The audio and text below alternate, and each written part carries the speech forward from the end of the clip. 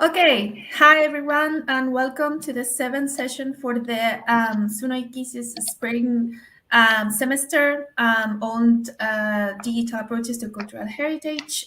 Today's session is on reusing reusing the heritage data and open licenses. And today we have Andrea Wallace and Douglas McCarthy with us, who are going to be talking about exactly how the impact and implications of reusing heritage data. So I think I'll be passing to Andrea first.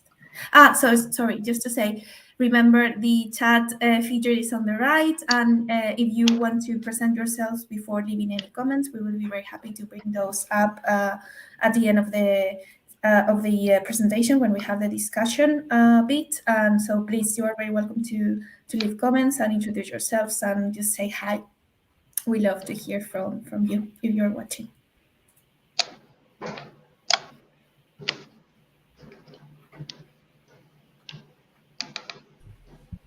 Great. So welcome. Thanks so much.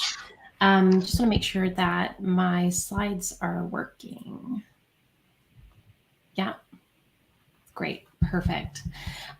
So thanks for having us. It's always great to be here every year.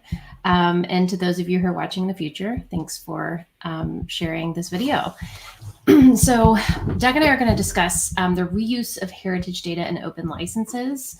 We're going to come at this from a couple different perspectives. We're also going to give you a bit of information about what it means for cultural heritage to be open and some of the interesting questions around that we should be asking in terms of what open can do and what it may actually need to be reconsidered around. So I know that's kind of very mysterious. But thanks for joining us today. So I'm Andrea Wallace. I'm a senior lecturer in law at the University of Exeter. And Douglas McCarthy is with Europeana. We've been working together on this specific topic and thinking about these questions for a while now. So part of what we're going to be presenting is some of our joint research today, but especially a spreadsheet that you may be familiar with that is called Open GLAM kind of policy and practice. So when we refer to it, we'll be referring to it as an Open GLAM survey. But thanks so much for joining us today. So to begin, there we go. I'm going to pass off to Doug. Thanks, Andrea. You'll hear us use the short form expression GLAM a lot today. Just in case you haven't heard it before, it stands for Galleries, Libraries, Archives and Museums. And Andrea and I tend to use it a little bit more liberally and wider as well. So it can encompass things like libraries or collections which are inside other kind of institutions, for example, universities. So if we keep saying GLAM, we're not talking about David Bowie or Mark Bolan. We're talking about the cultural heritage institutions or GLAMs. And as an extension of that, we're going to talk a lot today about Open GLAM and try and explain and discuss with you what Open GLAM means, what open access means in the context of cultural heritage. So one of the important questions that we need to first think about when we're asking what is Open GLAM is what is copyright? Because we always need to consider copyright in terms of the different cultural heritage that may be within an institutional collection when we think about digitizing that work and making it available online. So just a little bit of a brief explainer on copyright. So copyright is something that we should assume exists as default. And of course, there are going to be some exceptions to that. But copyright arises automatically in any original content that you or others, we're thinking about other creators, maybe creators of the past, the works that they create. Now that can include text, visual works, sound recordings, database content, or computer programs, and I'm sure we come up with a lot of other examples. But if something receives copyright protection, then that term of protection is going to last for the entire lifetime of the author, and we refer to the person who creates the work as the author, and for an additional 70 years after their death. So that's an incredibly long period of time. It can mean, for example, that works today are no longer protected if the person who made them died before 1950 or 1951. So we're thinking pretty far back in terms of when the copyright actually starts to kind of tick in terms of the author's death, and then another additional 70 years. But during that period, the person who holds the right, so at the first instance, it's going to be the author, the artist, and they can actually assign or pass it on to other people. When they die, that their heirs might actually exercise the rights in that period. They're entitled to a monopoly. It's a limited monopoly during the entire term of the copyright, and they can actually leverage access for fees. Now, of course, there are exceptions and limitations to copyright law, so the public can access the work for personal use, depending on the country. So when we start to think about the different countries that exist, copyright law is territorial. So something that may be permitted in one country may not be permitted in another. And that's really important when we start to think about digital collections and this kind of false understanding of what jurisdictions can be on the internet. So because copyright is territorial, though, we do have some kind of international legal measures that have tried to harmonize it over the decades or even centuries, such as the Berne Convention. We're also starting to think about different international measures. For example, in the EU, we have regional copyright law, and sometimes those things set standards that help create some consistency from one jurisdiction to the next. But the result is that you should always assume that a creative work is in copyright if you encounter it, whether that's in a bookshop or in an art museum or on the internet, unless you have evidence otherwise. And that's what becomes really important when we start to think about Open GLAM and what it means. So here is why. There's a really crucial and central question here when we think about whether copyright arises during the digitization of a work. So when copyright expires in an artwork, it's no longer protected by copyright, which means anyone can use it for whatever purpose, including cultural institutions to digitize it and make it available. But then the question is, does that new digitization actually attract its own rights? So you might create or use materials that actually don't attract rights or in which the copyright is expired. But we also need to think about, just because our law tells us for the purpose of copyright, this work is no longer protected, there can still be some important stuff in that work, like personal information, sensitive data, or even creations about or by people in certain communities for which it might be sensitive to put it online, or it might be sensitive to publish and then allow everyone to reuse it for whatever purpose. So when we're thinking about all the types of media that arises during digitization, that can be a two-dimensional digital surrogate, like a digital photograph. It can be a three-dimensional digital surrogate, like a scan. We're also thinking about metadata, paradata, and other types of digital media that gets produced in the process. So that key question is whether each of these different types of outputs would be sufficiently original in order to attract a new copyright. And while there have been different opinions on this for a long time, we're now getting to a point, because of harmonization in copyright law, where in the EU and in the US, the answer increasingly looks like no. That means something that is digitized, if it's in the public domain, it remains in the public domain after digitization. But this is only a copyright question. Again, there's a lot of other questions that we need to think about when we're asking, even prior to digitizing something, whether we should be publishing it online and making it available in the public domain for reuse purposes. But really, this is what we're thinking about, right? So if we start on the very, very left, we've got a work of art. This is just a little abstract representation of it. And then we have sometimes photographs of works of art.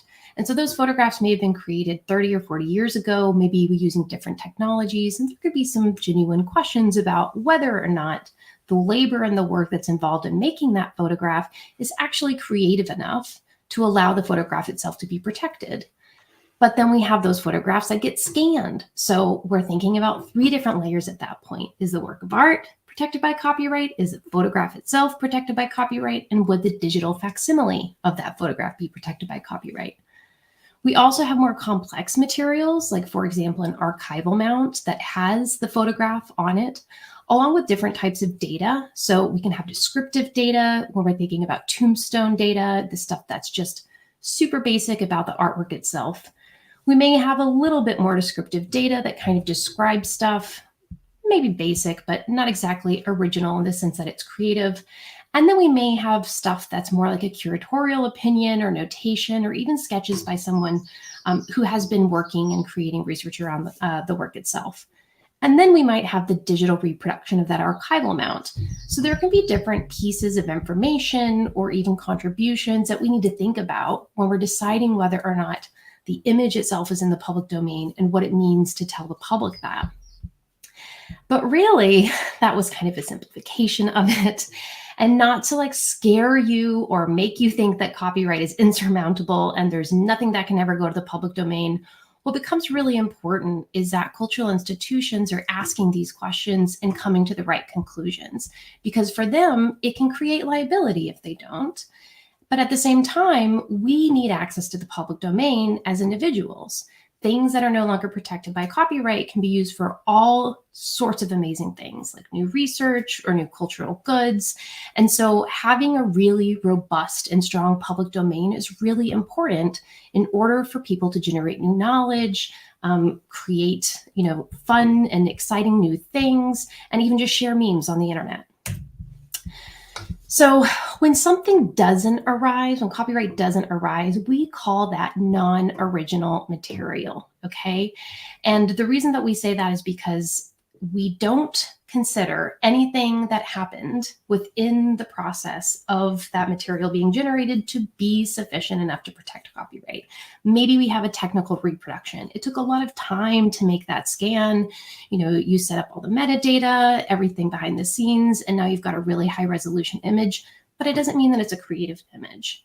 And of course, I'm talking about a modern form of technology. When we put this into perspective and we go back in time, we start to see that there have always been different methods of reproductions according to the most innovative technology of that time. So we're looking at 3 different other types of reproduction, things that potentially were drawings that were turned into engravings, glass plate negatives, and all of these reproductions might exist in different institutions because they're reproductions. So they can travel and they can exist in multiple places at the same time, such as this specific print, which has been digitized by 3 different institutions, each of whom have decided a copyright does or does not exist based on a different set of facts. So when we think about the internet, these things are out there and everyone is actually coming to kind of some different conclusions about them. But we are getting a lot more standardization in the process. So this is where the public domain comes in. Of course, what is the public domain? Well, it's materials that are not restricted by intellectual property laws. And that means copyright has expired, but it also, of course, applies to other intellectual property rights like patent. Maybe copyright never existed. So copyright is something that was created in the 18th century in terms of becoming a national law that then spread and became more popular in different countries. So there are a lot of works that were never protected by copyright in the first place. Copyright can be waived in a lot of countries. So if you create something, but you would like it to go directly to the public domain so other people can use it, you can waive your rights to it. And then we also think about the public domain as being this kind of abstract space that has a lot of other stuff in it. So it's material that is ineligible for copyright protection, like by law. You can't protect facts. You can't protect ideas. You can't protect things that are not original enough, like basic descriptive data, numbers, short phrases, and so on, because we need that stuff to be available so everyone can use it.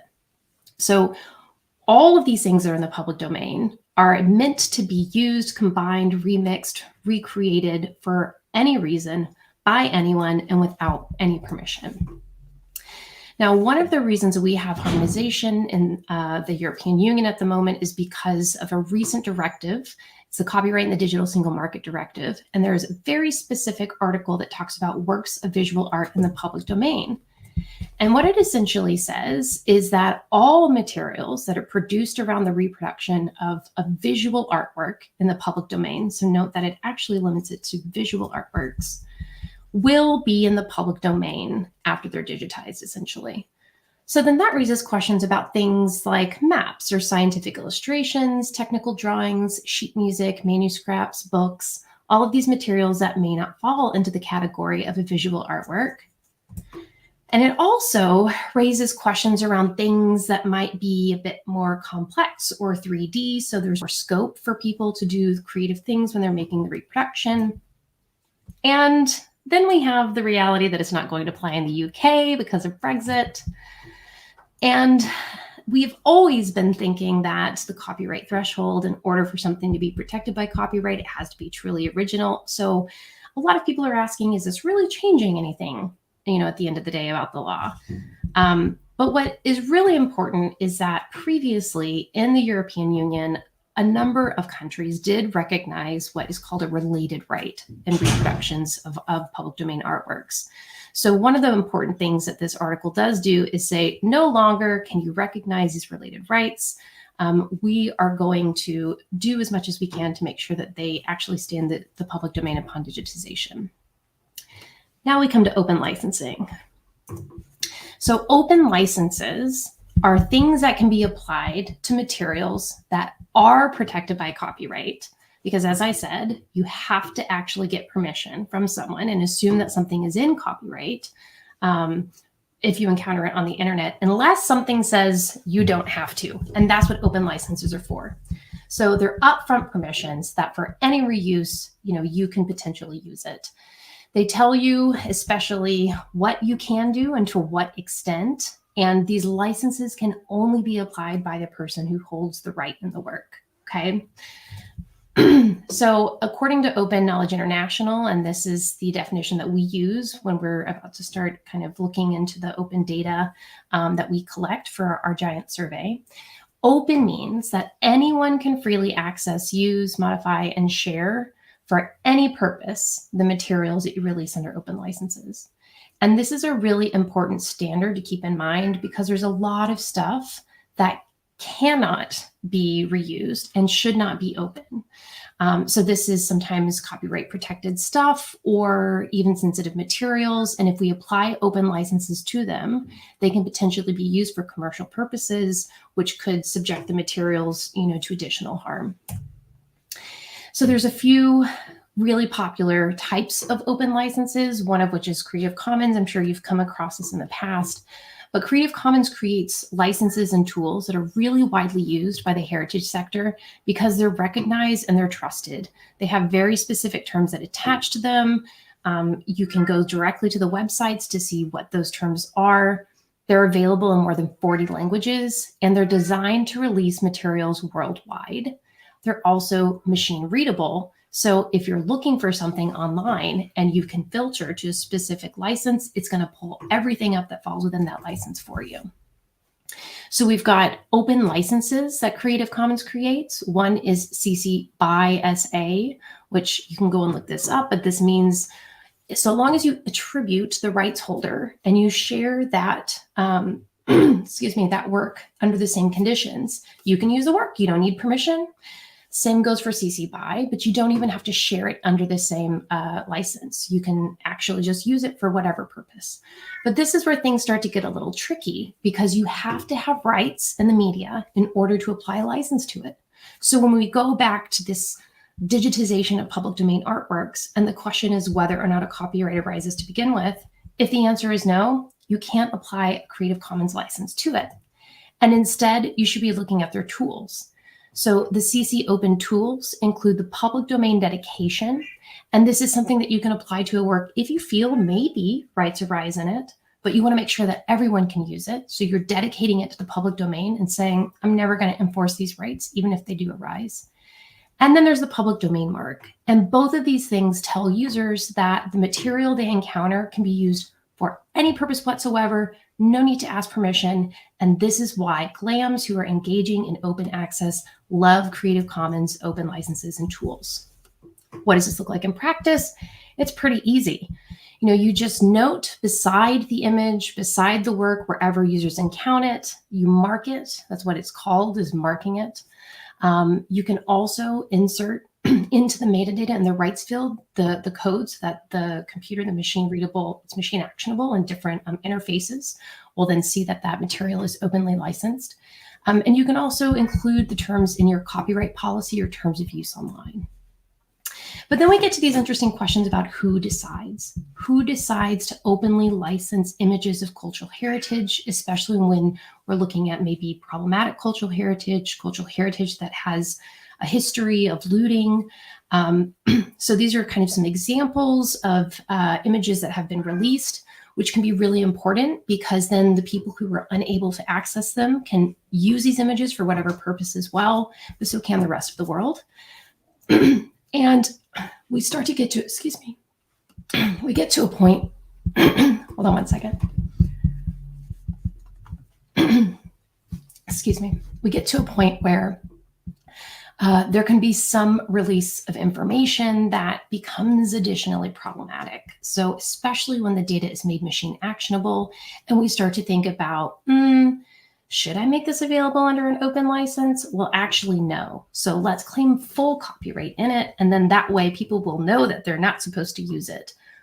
But the more interesting question here is whether or not we should be making things available in the first place. So I blocked this image because it's an example of a very high resolution unwrapped woman that we can see in detail with different metadata information around it. And these types of examples are also really important because they show us and they peel back the layers of collections, management, and histories and data and different things that can be embedded in the catalog. But then there's also the question of what should we be digitizing? So if we're looking at objects or cultural heritage and thinking that there could potentially be a personhood, a spirit, or something that's attached to it, and for that reason, it should go back to the community of origin. We should also be thinking, should we be digitizing it? One of the things that I like about this article is that the curator who's interviewed says, we should not be curating people's souls. And so this was one of the motivations for returning this work. But then the question is, should we be digitizing them? Because again, if you have a copyright, you have the ability to exclude others from using that work. You have the ability to create economic value by licensing it to other people for use. So these are some of the really central questions that are arising right now, because when certain things become normalized and a part of popular culture, it can potentially be a type of knowledge or wealth extraction that we really want to kind of think about critically and get to the heart of as to whether or not that type of treatment is appropriate for the cultural heritage and who should be making that decision. So just a couple of other examples about classics and how we relate it to classics. This, of course, is a two-dimensional reproduction of a three-dimensional work. We have a copyright claim in this image, which is very likely to be original. We've got different lighting, different creative choices that were made around the image itself. And there is also a decision to release the work, even if you do have rights in it, because in one instance, we're able to claim rights because a copyright arises, but you don't have to. So then this is another example of a work that's at the Met. What I love about this example is it's very meta. So this is actually a copy of a Greek bronze statue. And then we have the digitization, two very different approaches by two very well-respected institutions. One claims copyright and the other releases it to the public domain for anyone to use for whatever purpose. So now I'm going to pass it off to Doug to let him talk about what Open GLAM looks like in practice. Thanks, Andrea. So as mentioned, there are a number of very typical licenses, legal tools, and rights statements which are used in the world of Open GLAM. So that's open access by cultural heritage institutions. And the major ones are listed on screen here. So we've already met the public domain mark and the CC0 tool. Also the attribution and the attribution share alike, CC BY, CC BY SA licenses from Creative Commons. And then there are a number of licenses or statements called no known copyright, and there are variations on this. For example, in the Flickr Commons community, there's a no known copyright restrictions in an open rights statement, which was applied at the beginning of that project, and it continues until this day. There was also a no known copyright flavor or variation that came out of rightstatements.org. So these are some of the main ones that you should look out for, that you will see when you visit the websites of open access institutions, or if you find open content on cultural heritage aggregators like Europeana, like Digital New Zealand, like Japan Search. But what's really worth noting and always worth remembering is that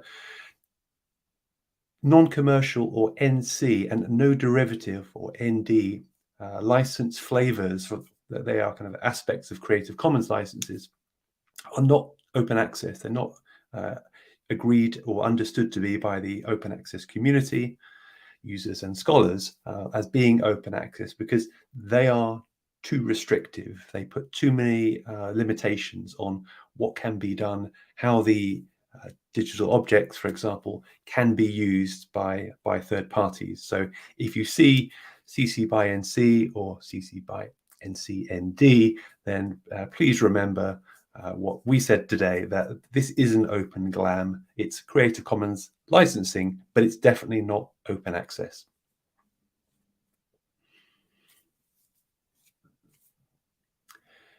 So one of my favorite examples, and we always like to showcase really good practice in this space, is Museums Victoria in Australia, a really amazing collection of paleontology, indigenous cultures and technologies, zoology, geology, that comes out of the natural sciences and humanities collections of Museums Victoria in Australia. And they have over 1 million records when they launched the current site in 2015. And last time I looked, over 150,000 of their collection's images were presented, have been published under Open GLAM or open access terms. So the two key licenses or statements here are the public domain mark and the attribution license, CC BY, which we saw a moment ago. Now, one of the really critical things that you can look out for, and if you're working for an institution that is embracing or wants to embrace open access, is communicating Open GLAM to your audiences online. It's really quite an art form, and Andrea already showed you a couple of nice examples, for example, at the Met. But let's see how Museums Victoria do this in practice. So this quite scary looking creature from the Museums Victoria collection. This is a screen grab that I made from their collections online. Now, what can we see here? You may be able to see the description of this object. The photographer, Heath Warwick, is credited. The source, Museums Victoria, is credited very clearly. And there is a copyright statement here. Museums Victoria, CC BY, and they put license as attribution 4.0, which is the kind of latest version of that license and the international version of it. So already here, as maybe it's a first time user of this website, maybe the first time that you've seen it, we can see some of the really key pieces of information. What's being described here, what the photograph is of, who photographed it, which collection is it from, and how might I be able to use it? What's the copyright status of the work in question? Now, also nice to see here is that there is a little graphical button that says reuse image. So a very strong call to action in this user interface. And you can go full screen here if you wish to see this creature in even more terrifying detail. Now, let's look in slightly more detail here, because this is worth picking up on. When I click on reuse this image, there's even more information. So yes, we see the attribution details. We see the copyright, the CC BY license there. We have a menu of download image sizes, so small, medium, or large, which is very practical, nice to have. And the terms of use, or the conditions of use, are short and sweet and are presented on the page right here. So no need to visit a footer and scroll through, the website trying to find the information. The team at Museums Victoria have really foregrounded the copyright and licensing, the open access, information and the download options right here straight on the item page, which is fantastic. Also nice here is that there is an optional, and I stress the word optional, box here for you to, if you wish to, share with the museums what you intend to do, what you're thinking about doing with the image that you're going to download. So this is nice that you don't have to do this. They haven't made it mandatory, but I know from working in museums myself and from many colleagues in the GLAM world that it's always really nice, particularly if you have open access collections, to try and find out a little bit more, to learn from your audiences, from your users, what they're doing with the images. Are they using them for textbooks? Are they making presentations like this with them? Are they making sort of more creative or possibly commercial products and works? So if you're doing something like that and you've got time and you've got the energy, then always nice to share back to these institutions what you've taken the image for. And finally, in this interface, you can see when you click the download button, a really nice citation with the permanent identifier, so the URL of the work, when it was accessed, and again the rights statement, the rights information about the image itself, and also how the text on the page is licensed, which often can be different. So 10 out of 10 for Museums Victoria. I think this is a really great example of how open access is done and how it's communicated super clearly to users. So bravo.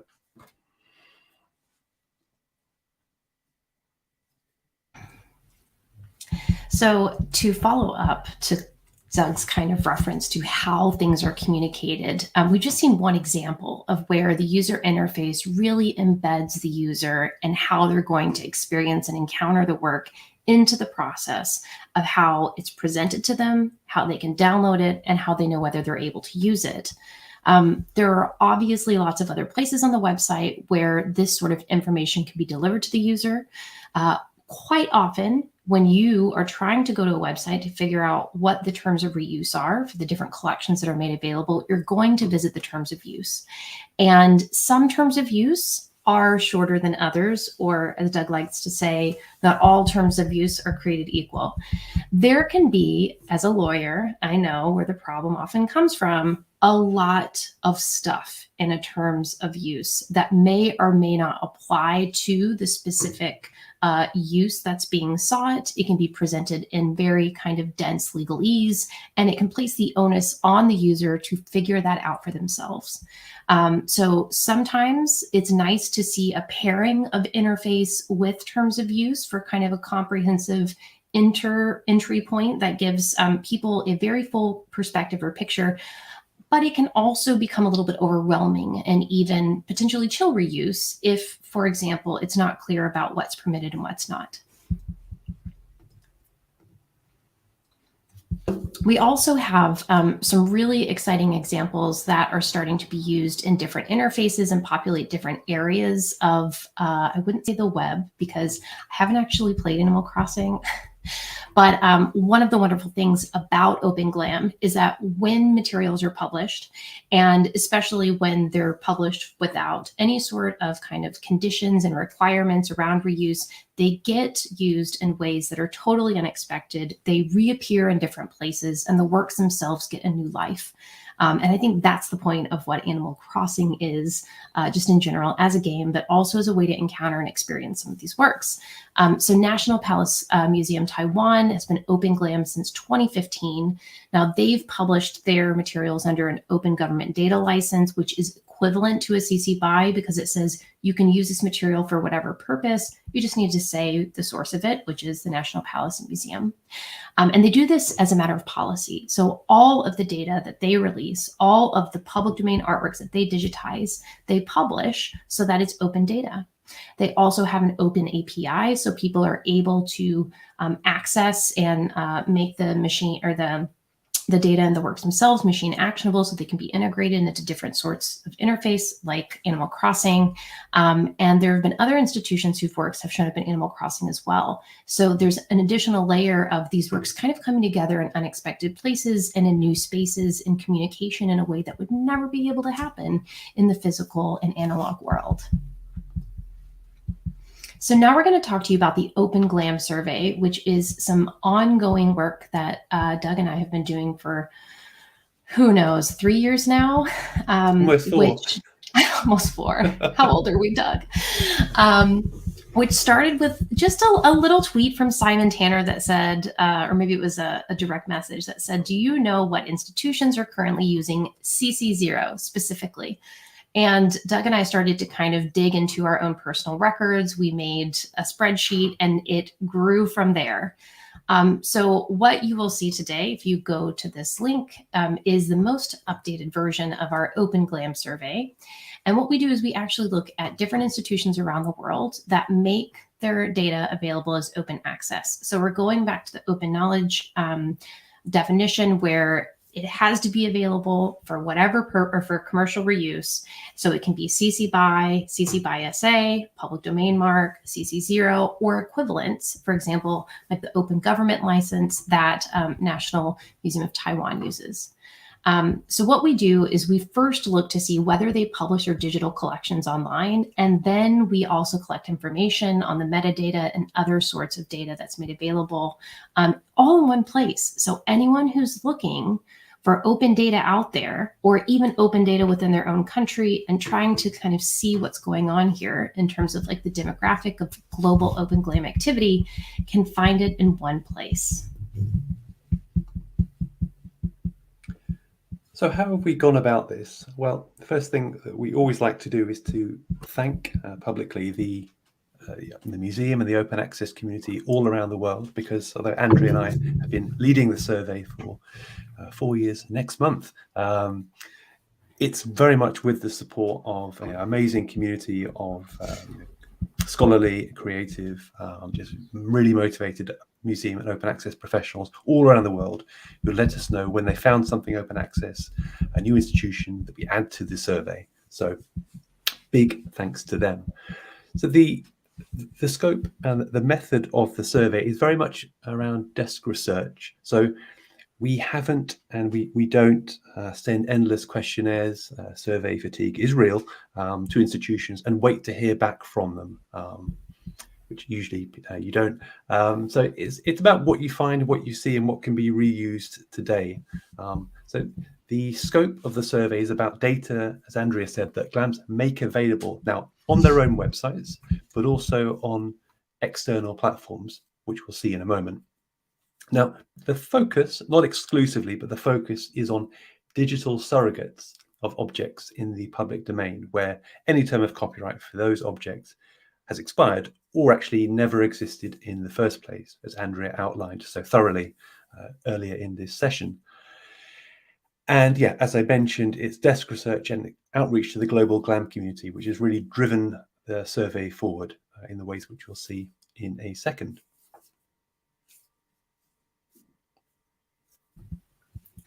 So some of the data points that we collect, of course, we look at the institution name and we collect that in the source language, as well as the country and the type of institution. So while it's an open GLAM, as in galleries, libraries, archives, and museums, there are actually a number of other types of organizations that publish. Some are community archives, local councils, government, even private collectors. So we started to expand what the GLAM actually is to try to capture like really rich data sets. But not only do we look at the direct links to where these content are made, but we also then document things such as GitHub deposits and APIs, so that anyone who's looking to use it, not just for I need images potentially for the book that I'm writing, but also I need machine actionable data for this app that I'm working on, will be able to find different types of data for different purposes through different entry points. We also record the licenses and the rights statements for the primary approach to how they release digital surrogates and metadata for anyone who's trying to find the most openly available data that's out there. We link to the terms of use and copyright policies. So it's actually meant to be a resource for institutions and other organizations who are trying to think about what their Open GLAM policy might look like, as well as the Wikidata QIDs for every institution as well. So some of the biggest data sources, and this is where I should give a shout out to aggregators like Europeana, is they really enable researchers like ourselves and anyone that wants to find and use open access data. Aggregators make this much, much easier.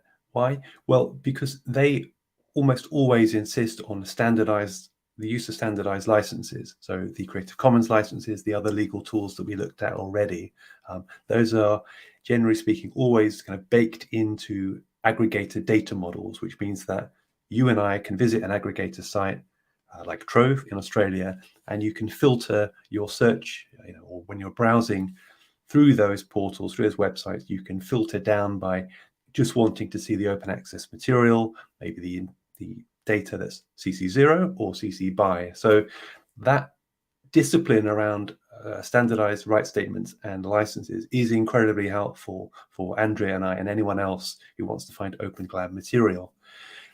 Also critical, needless to say, are huge repositories like Wikimedia Commons, Flickr Commons, we mentioned already, tools like Creative Commons Search, also very valuable. That's a very search which goes across multiple repositories, including the ones just mentioned. And also important over the development of Open GLAM, the growth of it, have been year-on-year regular committed community hackathons like the Coding Da Vinci, regional open data hackathons, creative events across Germany for a number of years now. And finally, open data portals like the Swiss Open Data Portal, which I've linked to here. So these are all major sources of finding open data. And of course, as mentioned, there are also thousands and thousands, we haven't counted them all yet, but we probably will, of single institutions' websites. So the collections online of the gallery, of the library, of the museum itself, where, of course, those are great places to find open content.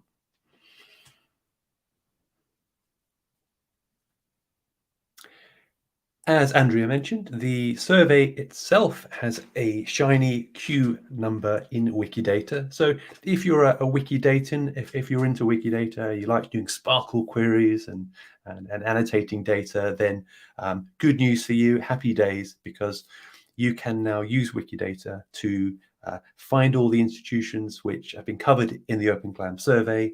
And another thing that Andrea and I do is that we version the new additions or sometimes removals from the Open GLAM survey in Wikidata. So you start to develop over time a historical snapshot of what do we know about open data, say 3 years ago, and how is that different today? So the variations, the instances of the Open GLAM survey in Wikidata, a kind of miniature time machine, enable that kind of research.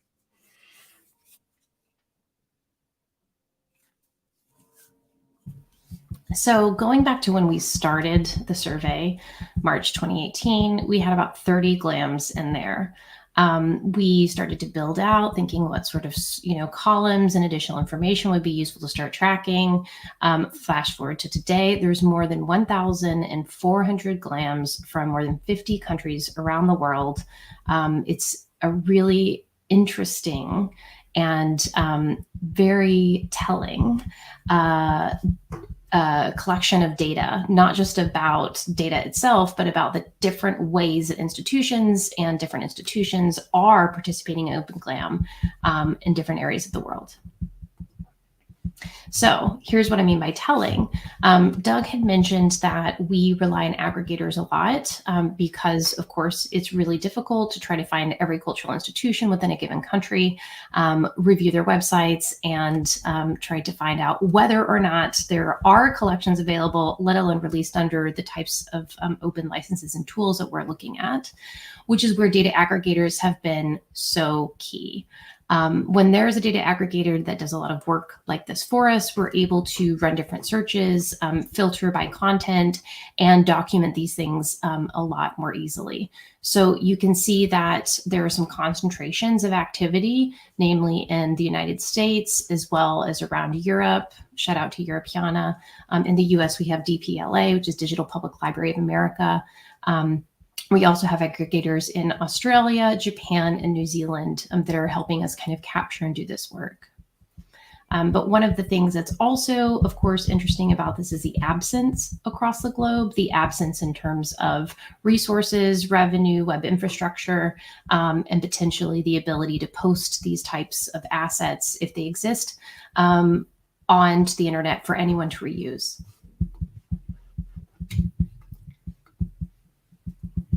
So if we do a little bit of a zoom in, you can see that some of these dots are actually clusters because there'll be multiple in a given area.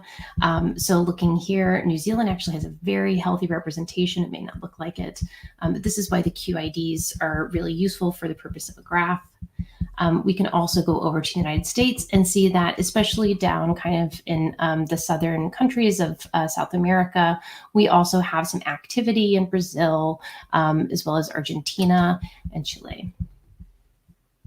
And lastly, all across Europe, of course, Europeana is one of those reasons, but there are actually a lot of national aggregators. For example, within Germany and in the United Kingdom, there's Art UK, as well as in Norway and Sweden.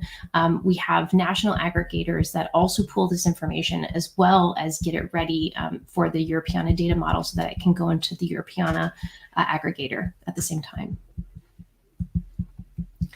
So if we look at Open GLAM by continent, we can see that there's a really strong representation in Europe. Again, thinking back to where some of these aggregators are, with then, of course, another kind of strong piece of the puzzle being in North America too, with some of the other continents represented a little bit less. And of course, we're always interested in increasing the representation. So every time we present about this, we say, like, by all means, if you know any institutions that are doing some of this so that we can kind of increase the representation across some of the continents, to reach out and let us know. So the charts that you see here are all really simple to make graphics from the Google Sheet using the Explore function, which I'm sure you're familiar with. And you're very welcome, as Andrea said, to not only suggest items that we may have missed or details that we've got wrong, but to make your own visualizations, to copy the spreadsheet, cut it up, slice it up, remix it as you wish to generate new insights about this field. Here we can see the breakdown of institution types currently in the Open GLAM survey. You can see that museums represent over 1/3 of Open GLAM instances so far, with libraries just under 25%, and then a smaller breakdown of, for example, government bodies and research institutions and universities, which I mentioned earlier. So Andrea and I have been working quite hard on fine-tuning and making a little bit more granular the institution types in the survey so that we can do kind of closer and more detailed analysis.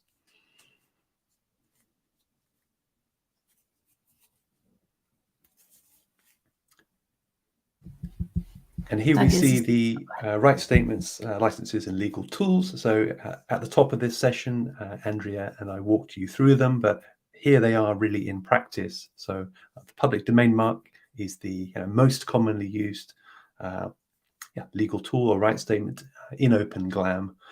We see CC by SA, CC0, some friends from this session already, and maybe worth noting, if you can see it clearly, that there are a number of regional or national open access or Open GLAM statements. So we saw the Taiwanese example earlier with the National Palace Museum, and here in a deep pink we can see the licence ouverte from France, which is a quite commonly used open license in France. So there are the big standardized tools, often from Creative Commons, but there are also room and space for more locally relevant and nationally kind of minted open statements as well.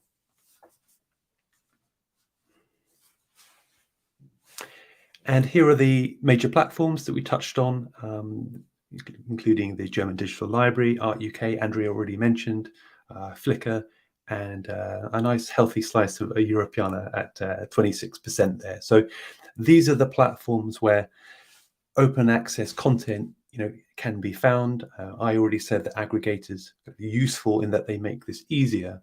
And so in the survey, as it's developed, Andrea and I started to capture the variety of places of platforms where, for example, one library might publish open data, because it can be, I think 4 is the record, Andrea, right? So far, it can be their own website. It can also be Flickr Commons. It can be Europeana as well, and maybe something like Sketchfab for CC0 3D material. So open access isn't always on one institution's platform. It's actually quite commonly also spread in things like Wikimedia Commons, which has, of course, fantastic reach for the material.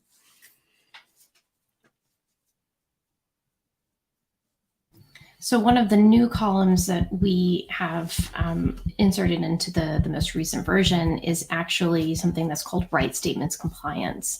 So Doug just showed you a variety of statements that are being used, but quite often what people want to know is whether or not something is in the public domain. And so the statement that's being used actually complies with public domain publication, or whether the statement itself claims copyright and releases things to be used for whatever purpose, but still the fact that there's a copyright claim and a request for attribution or other conditions means that it is open compliant. So there's still going to be conditions that attach to reuse, even though you can use it for any purpose whatsoever.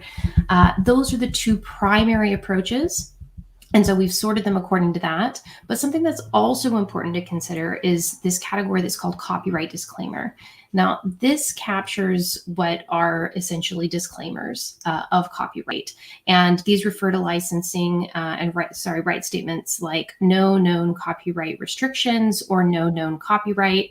And essentially what the institution is saying is, we don't know, we don't have enough information. We feel confident that there is probably no known copyright in this work, but we're not comfortable saying conclusively this is in the public domain, which is a legal conclusion, which then tells downstream users that they're able to use it for whatever purpose. So this copyright disclaimer is a bit of a gray area that still tells a user the onus is on you to go out and figure out what you need to do around this. But by all means, we wanted to make it available and we didn't want to claim new rights in it.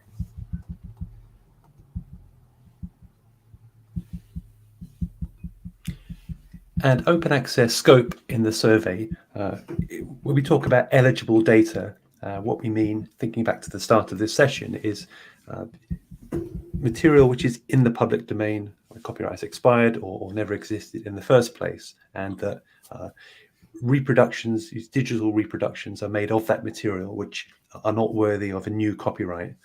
That is what we would call eligible data.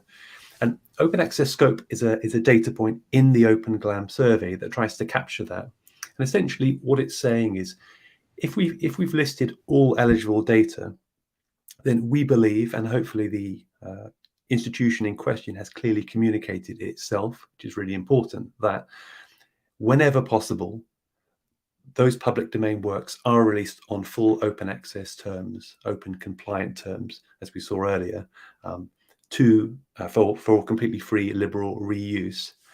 Now, in conducting this survey, we've often seen that institutions, for a number of quite reasonable reasons, don't always aren't always that explicit about their policies, open access or otherwise. So if we find some open access on an aggregator site or an institution's own website, but we can't find a rights policy which clearly says, hey, look, everything is in the public domain which we digitized is open access for you, then we tend to mark that as some eligible data, because that what we often see is that a certain, often quite small percentage of material might be digitized and released on open access terms.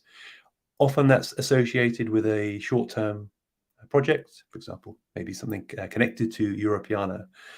but that the rest of the eligible data, those public domain works which have been digitized, are not released openly. Maybe copyright is asserted, and a closed approach is taken with those works. So at less than 20% of examples in the Open GLAM survey today, we can see that totally blanket kind of all eligible data open access policies are in the a minority, less than a fifth of what we've seen so far.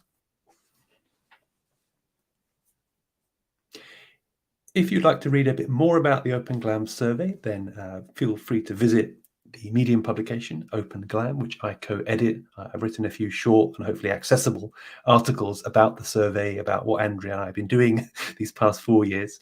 And these are also, and thank you for the Open GLAM community, are now translated into, I think, 8 or 9 languages, depending on the article in question. So if you're interested in learning more, please feel welcome to check that out. So this is when we zoom out slightly from the beloved copyright details, and we think about what are museums actually for, and how does that relate to open access or Open GLAM? This is a word cloud of commonly used terms in the mission statements, so the public statements that museums themselves, libraries themselves make about their reason to exist, the reasons that they are funded, whether publicly or privately. And you can see here that understanding, heritage, appreciation, the environment, learning, enjoyment, really important. There are lots of very kind of ethically sound, positive reasons. These are the things which museums are for, that they drive through their educational programs, their curatorial programs, their exhibition programs. So, museums are all about, yes, being custodians, collecting, and caretakers of heritage, but it really is only meaningful, only important for them if that's connected to a public purpose where they benefit the society, the city that they're in, the people who they encounter from different communities. Now, having seen that, let's move forward and consider the relationship between that and their image policy. Andrea. So GLAM missions, when you look at them, when you look at the past, when you see how they've developed over the years, are centered in community, in local communities, in the national identity, in providing access to the collections so that new knowledge can be generated, artworks, cultural heritage can be appreciated, it can be studied, and it can inspire new generations of creators and knowledge makers. And this is always super central, and especially when we're thinking about the positioning within the economy, often cultural institutions will say that it's, to kind of invigorate the people who are around so that they're able to create and participate in the creative economy, in so many words. This is where the image policy becomes really interesting, because the digital asset, the digital surrogate, the digital collections themselves are really valuable and important resources that also should be treated with this mission and this treatment of access in a way that allows people to use them to the fullest extent. However, there's often a bit of a tension here, because the institutions themselves are notoriously underfunded. This has only gotten more dire and difficult in terms of COVID-19 and government cuts to funding, and so are very hesitant to release any sort of revenue income that may support the mission of the institution.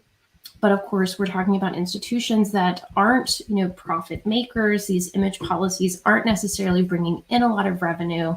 And so there have been some really interesting studies done over the years about whether or not licensing services and the decision to claim copyright actually create a larger burden for the institution and drain resources in terms of what they cost versus what they bring in.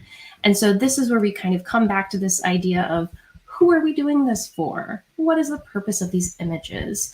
And one of the wonderful things about Open GLAM is that it also centers digital and it centers access, and it thinks about copyright and the public's ability to access the collections as being really central to the 21st century GLAM mission.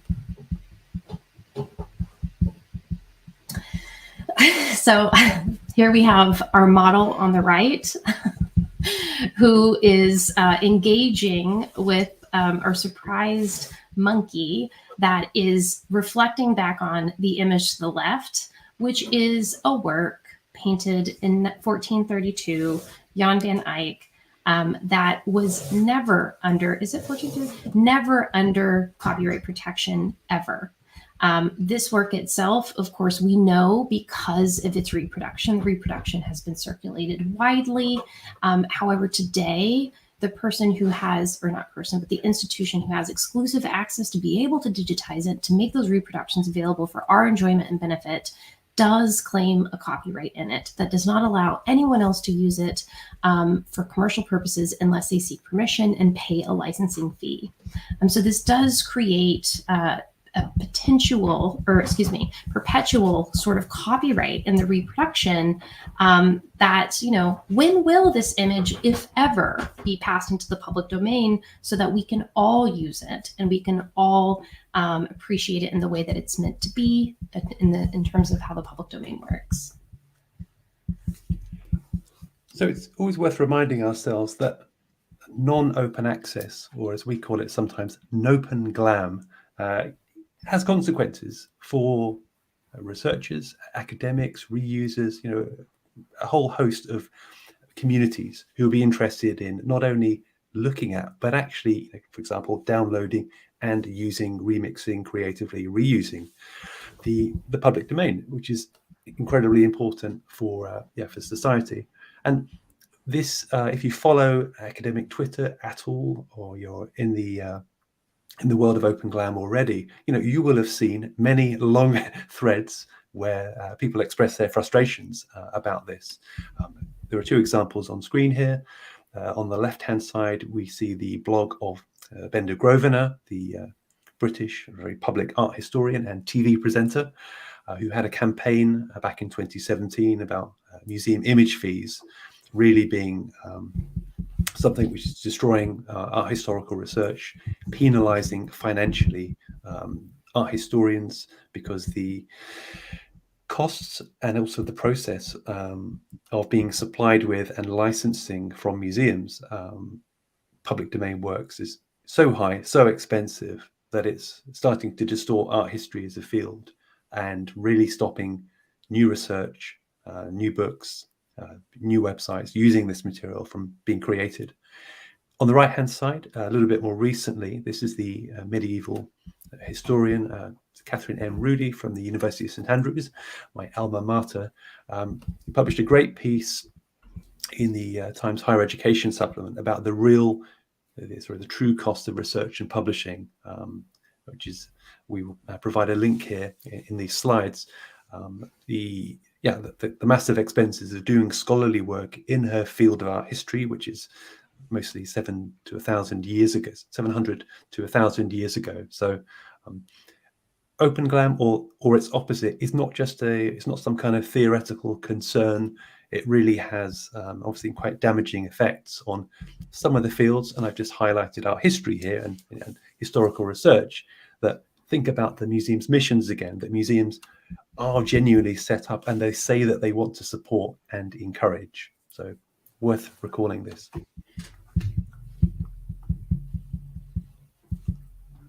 So lastly, to revisit the challenges to Open GLAM, Open GLAM in and of itself is a huge commitment. It requires a lot of human, economic, and technical resources, a lot of expertise, whether that's technical expertise, legal expertise to clear copyright in some of the collections. All of these amount to expense that the institution is already experiencing difficulty covering with respect to the analog collection, especially as we mentioned earlier with restrictions around COVID-19 and being able to generate revenue, getting people in the building. Of course, we then start to think about modern copyright, because what ends up happening is if we have these works that are in the public domain, but the public cannot actually ever access them unless they are required to go through the gate of the institution to secure a copy, what sort of public domain are we going to have going forward? These vested interests in the digitization are not going to change depending on the type of technology that's used going forward. What ends up happening is this ad nauseum term extension.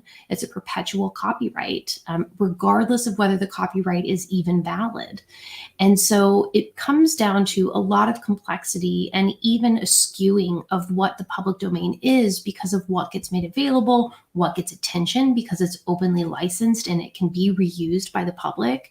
And we're seeing researchers, public starting to shift to open markets because of all of those barriers around securing access are automatically removed when it's released to the public domain.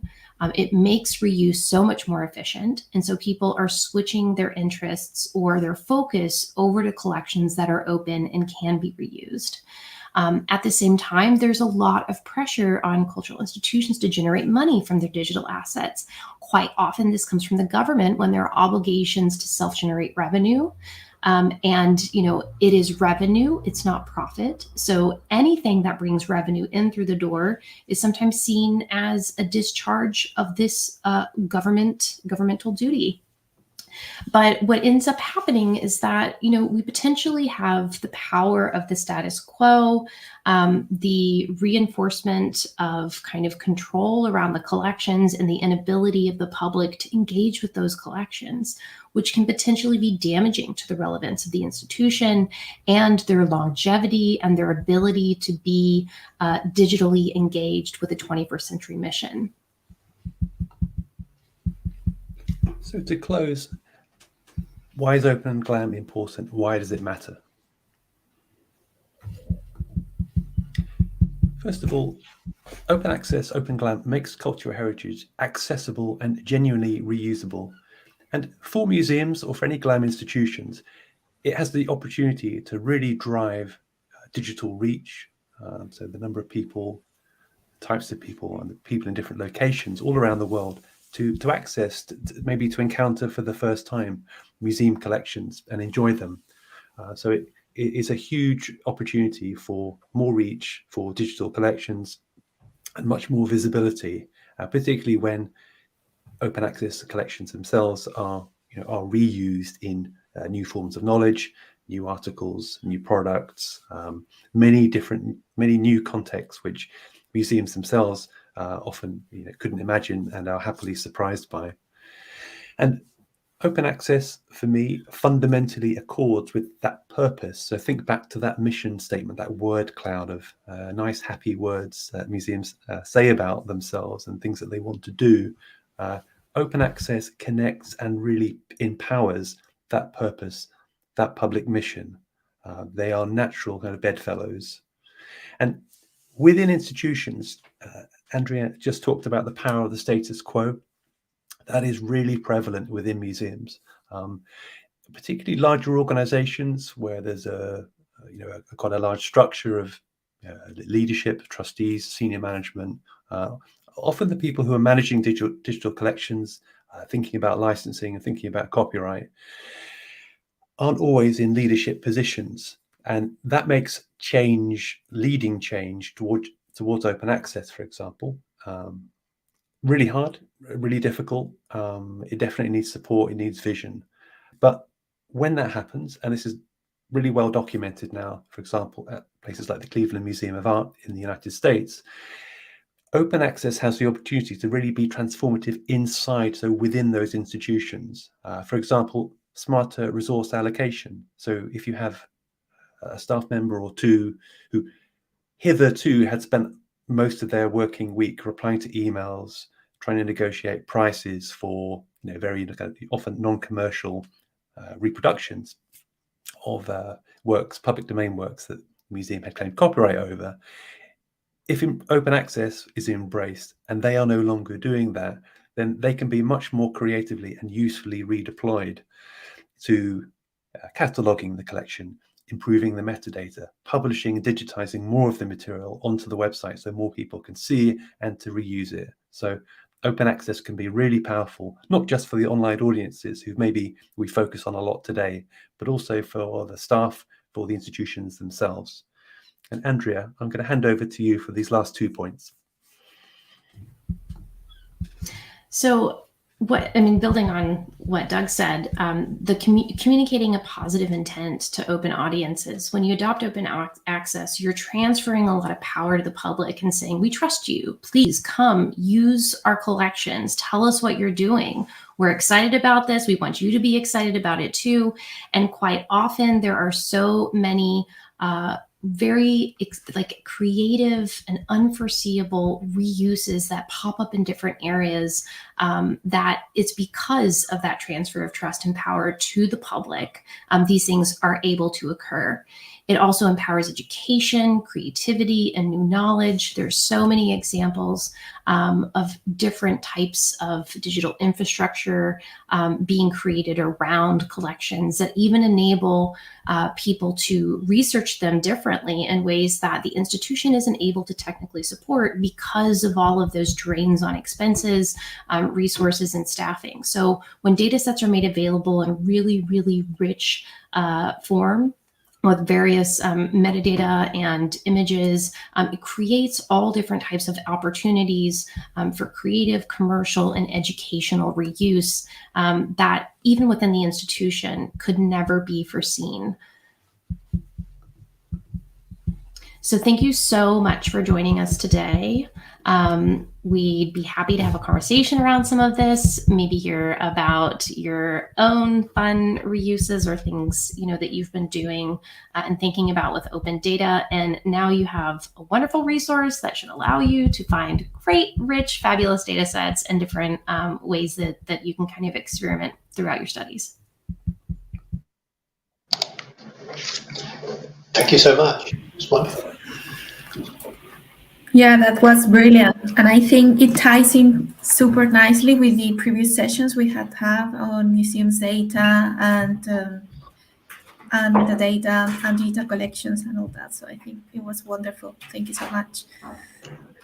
I have to leave super soon, but I just wanted to ask a question because I think it's super interesting maybe to specify a little bit the difference between the rights owner and rights ownership and copyright, because sometimes some users, when they see copyright, they think they cannot use the asset or the item at all. But sometimes, so with the rights owner figure, you still can have an open license applied to your assets and still be the rights owner. So that's a great and complicated question. So if we start and we think about the process of digitization and maybe even using, one of the works that's on the slide, we start with the material object or the item itself. And we have to think about the copyright status of that work. And in this instance, we're going to say that that's in the public domain. So that means there are no rights or rights holder that would prevent any sort of digitization or downstream reuse of that image. Then the question is the image itself original enough? Is the image itself worthy of its own new copyright? And for something like this, even though, it's a two-dimensional work and very likely a digital photograph or potentially a scan, depending on the size of the work and the technology available, the answer is quite often no. So if there's nothing creative in the process of making the digital surrogate, then the digital surrogate itself is in the public domain from the moment of creation. And there's lots of stuff that from the moment of creation is in the public domain. It's just that this practice of claiming copyright is so embedded in so many practices that the assumption is quite often, yes, this is in the public domain. And with digital technologies, we're getting a lot more engagement by the courts and also by legislature that's telling us, no, these things are not original. You can't claim copyright anymore. These things need to go to the public domain too. And the decision to claim rights is even potentially antithetical to the purpose of the museum mission, right? However, if the rights do arise, like for example, we're talking about a 3-dimensional work that gets a photograph taken of it, it's very likely that depending on the way the photograph is taken, it in and of itself will have a new copyright. And in that instance, let's say it's copyright Paula, you're able to then release it because you're the rights holder, right? Not only did you take the photograph, but you also hold the rights. Now, if you worked for Gabby, Museum of Gabby, and he employed you, he might ask you to assign those rights to him. So although you're the creator and you created the photograph, it might say copyright Gabby, right? So that's where we can start to see his difference between the rights holder and the person, you know, who created the work, or the author, like the source of the work. But just because a copyright arises doesn't mean you have to claim or enforce it. So then we get to some interesting policy questions about what the decision to claim copyright does for a cultural institution, for those sorts of works, again, because we go straight back to the mission and we go back to this idea about making things available. So hopefully that was like maybe broken down and layered enough, but yeah. Yeah, that was super useful. Thank you so much.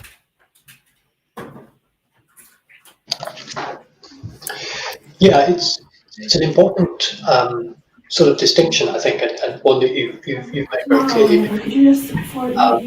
Both assumption of copyright and actual rights, and why it's valuable to even if there is no copyright on it, it's valuable just to say. It's probably better to say CC0 than it is to say CC BY, but it's you know, it may be unnecessary, but it's actually really useful. And then the different kinds of rights that we're talking about. There's legal rights is only one, you know, very important, but nevertheless quite a small part of the entire picture. Should we share this? You know, all sorts of reasons why we might not. And there's other legal rights other than copyright that say why that enable us to or require us to share certain things. So all of that is really, really useful. And thank you, Paula. Thank you so much. Very nice to see you. Cheers. Just a reminder, by the way, to anyone watching, please do post any questions in the chat, and we'll keep an eye on them and address them there.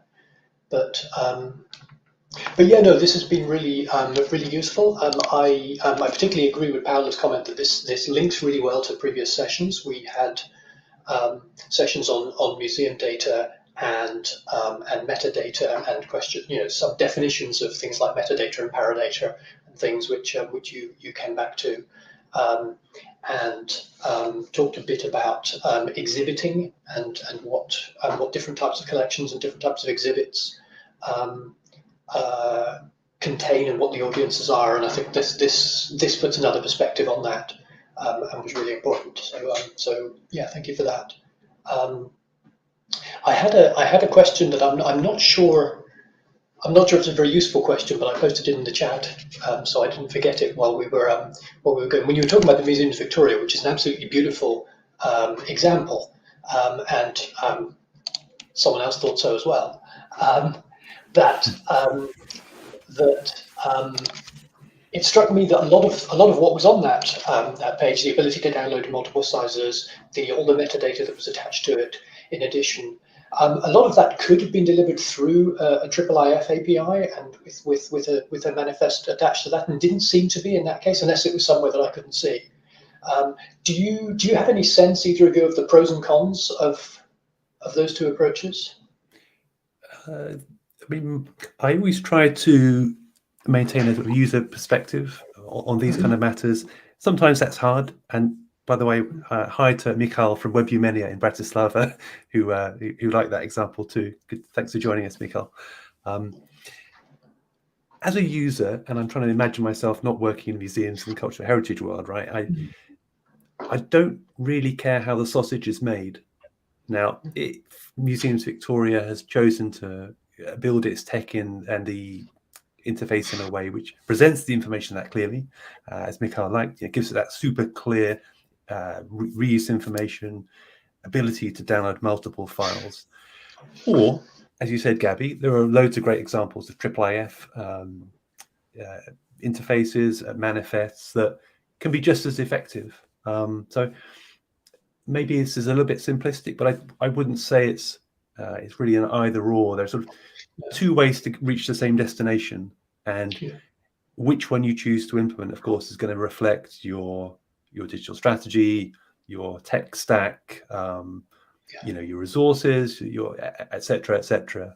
So both of them are very virtuous and extremely welcome. And I think in the GLAM sector, like any other form of kind of tech-related environment, then there really has to be room for different approaches, mixed approaches, which aren't overly reliant on any particular platform or technology, just for sustainability reasons. So. Yeah. I mean, as far as I know, we don't know that there isn't a IIIF implementation behind that page, because on top of that, you can build just the web visible view on that.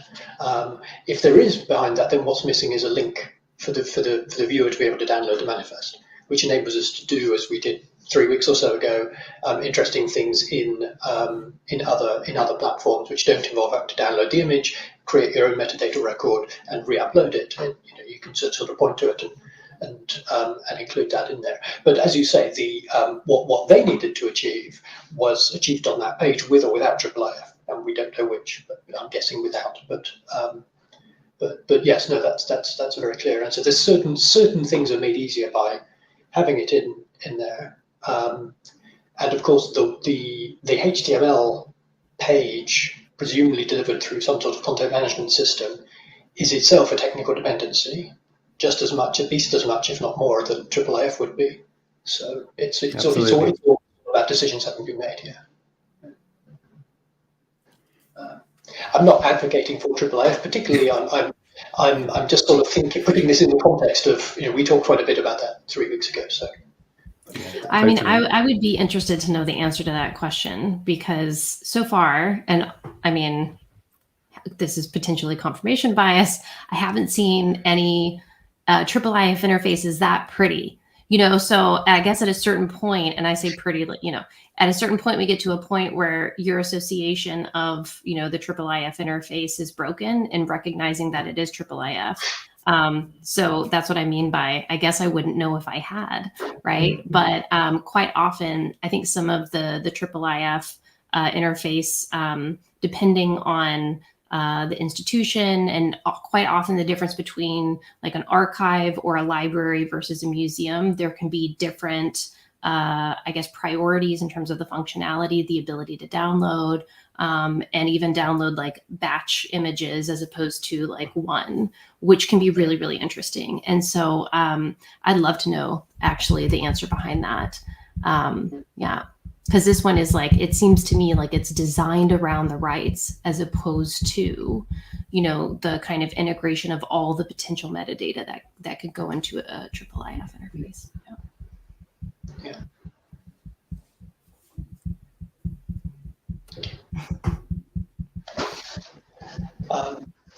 Just keeping an eye on the chat, but nothing's come in there yet. The other questions I have are either very, very techy or very dorky, or are extremely selfish, in that I'm interested in the answer myself. I'm trying to think of questions that would be useful for other people to hear answered as well. But normally at this point I'd ask if either of you have questions for each other. But since you've worked on this so much together already, I suspect that's a less useful way of sort of fobbing off the question. But I guess I have one question which is just sort of out of interest. I hadn't noticed the public domain declaration on CC before, on the Creative Commons. CC 0, Creative Commons 0, I'm familiar with. And my first instinct was that having a public domain declaration on there is redundant, because doesn't that mean exactly the same thing? I wonder, is the difference that CC 0 is really designed for when you could claim copyright in something, but you're deciding not to? And the public domain declaration is really just informative, saying there is no copyright on this, and whether I wanted to or not, that's the case. And I'm just letting you know. Is that your sense of the intent? Yeah, it's so CC0 is kind of a catch-all for a lot of gaps in being able to conclusively say this is in the public domain in your jurisdiction, the user, right? So essentially, if you look at the legal code of CC0, there's a fallback license in there that says, like, if you're in a country that would recognize these types of rights, you can be reassured that I will never enforce them. So a lot of people like to add CC0 because of some of those gray areas and questions around whether rights arise. And it's not just copyright, it can be database rights, it can be rights potentially in the metadata itself. And it just is more of kind of a legally certain way or reassurance, for the user. There are also jurisdictions where if you have rights like copyright, you cannot technically waive it. So the CC0 is kind of, again, it's that fallback license that says, I can't say that this is public domain because if I have these rights, they exist until the end of the term, but that fallback license says I'll never enforce them against you. Right, okay. Yeah. But I agree. I think it's, everyone kind of goes back and forth on these things. Like I think maybe 5 years ago was more of kind of like, on principle, we should be saying this is public domain mark conclusively, that sort of thing. And now that kind of like user-based approach where it's like, oh, wait, just because we can say it's public domain in this jurisdiction doesn't mean someone who's somewhere else, can rely on that statement, especially if they don't necessarily know. So, yeah. I guess a question then is, would it be redundant or would it be legally incompatible to attach both CC0 and the public domain declaration at the same time? Because you can put several licenses on the same thing as long as they're compatible, right? Would it be compatible, or are they saying legally incompatible things?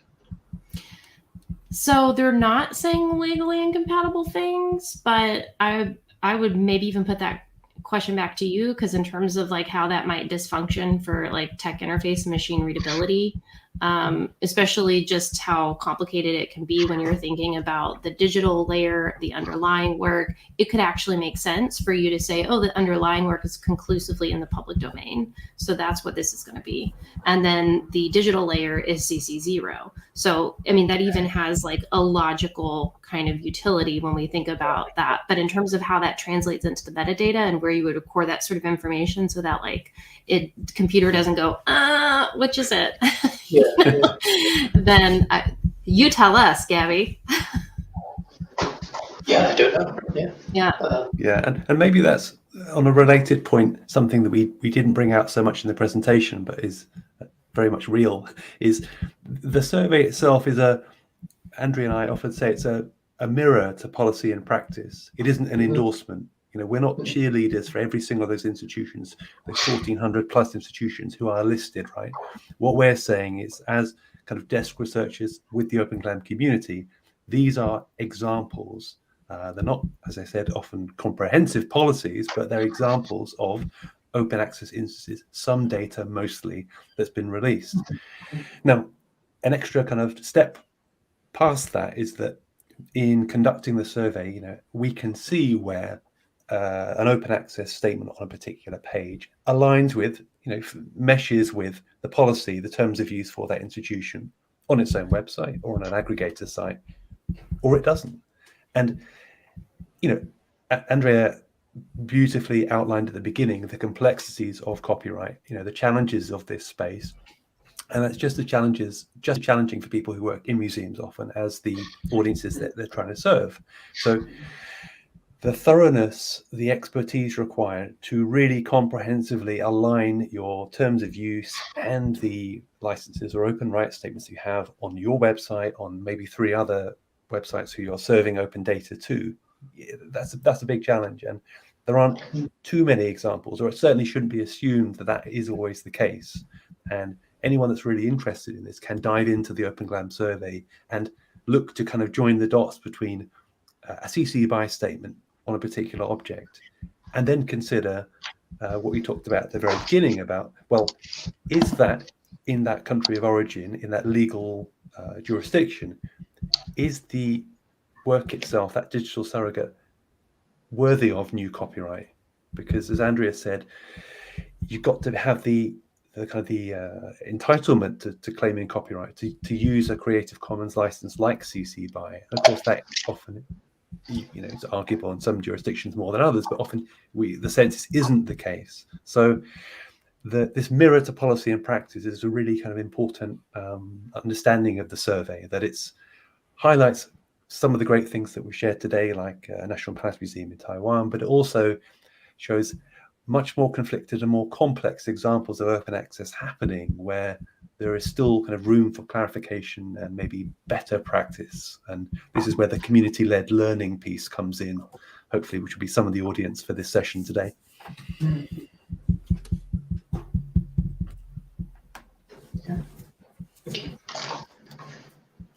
So we're about out of time, but I have another selfish question, if I may, which maybe I should send this in as an FAQ more than ask it here. But I wonder, it's in terms of your Open GLAM spreadsheet, the raw data behind the survey, as it were, and I'm wondering about potentials for reusing that data. So people I assume this spreadsheet itself is licensed in some way, if you assume it's even copyrightable, but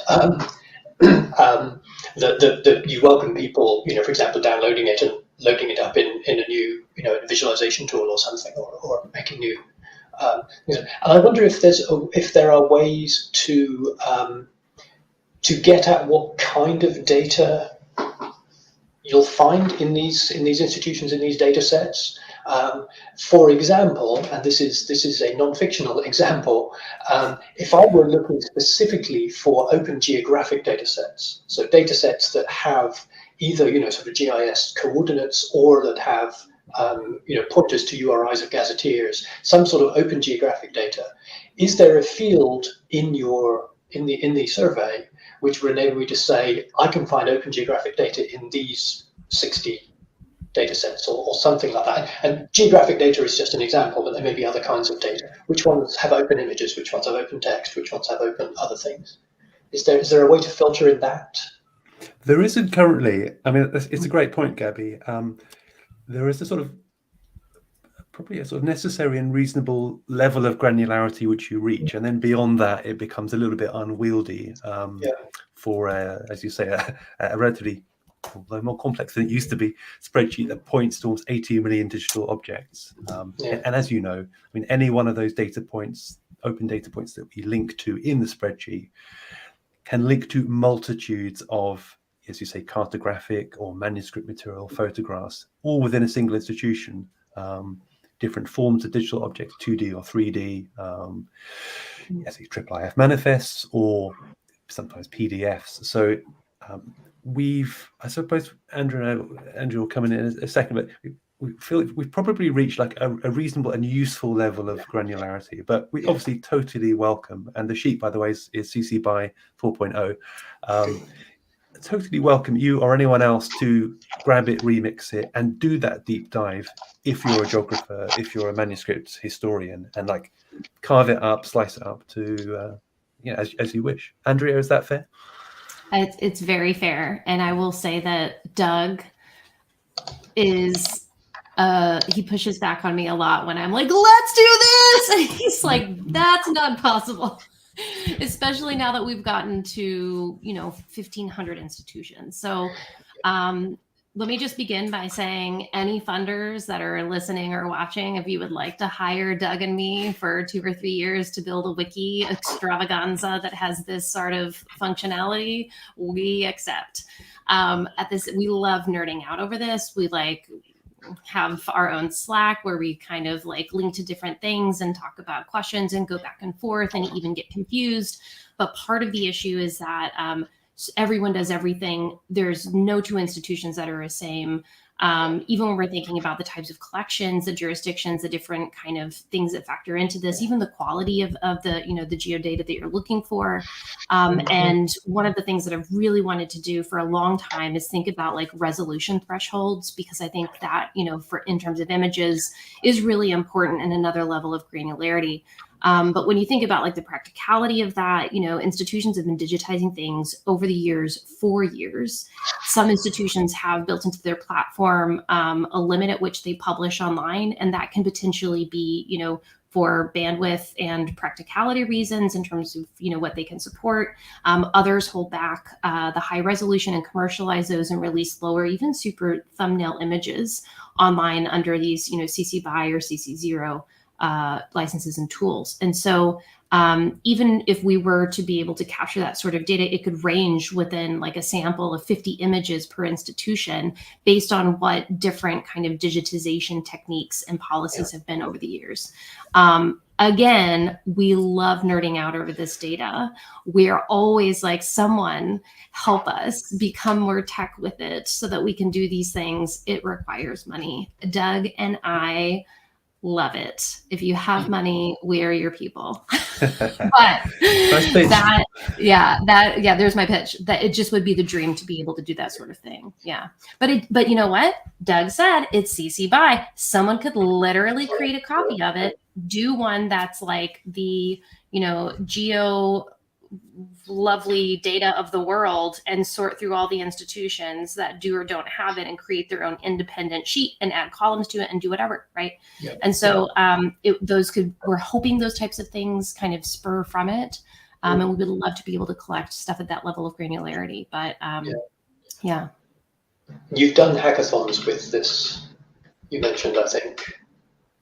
Have you? We collect data through hackathons. Is that, yeah.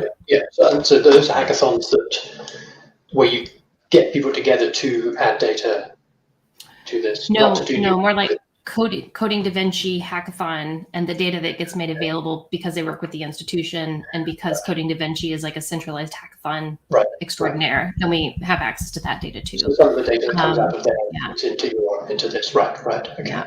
But in terms of survey, it is very much like Doug and I with our survey machines on all of the websites trying to figure out what's going on so that there's kind of a central and standardized point of data entry that goes into all the fields. Yeah. So you haven't had any specific Open GLAM hackathons? Nope. Under that name? Related to relatively cheap to do. I mean, we don't need to hire both of you full time for 2 years to make it happen. I mean, maybe we should be talking about this, offline. But that's not in terms of getting someone into. To geotag every single one of these references, but think about what things people could do with this. Even if it's, some people will create new visualizations out of it, which will, in turn be published and, give further exposure. Some people will create new data. Some people will, think about enhancing this data, and you'll have to decide whether you want them to do this in the data set or as a separate fork to data set. But that could be, I mean, this is a big enough and an exciting enough data set, and enough people know about it and care about it that I think there'd be some uptake on that. I think that's a really interesting point, because there are things that fluctuate within a given line. Like we just did a huge data clean and we actually had to take some people out because they withdrew licenses, because they, removed content, other reasons.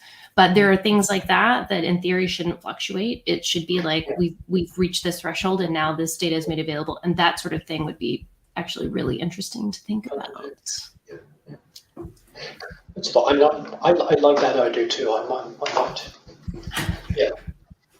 touch base on that again in the future. But for the moment, I think yes, we've definitely passed our time on this call and tested our audience's patience. So thank you both very much again.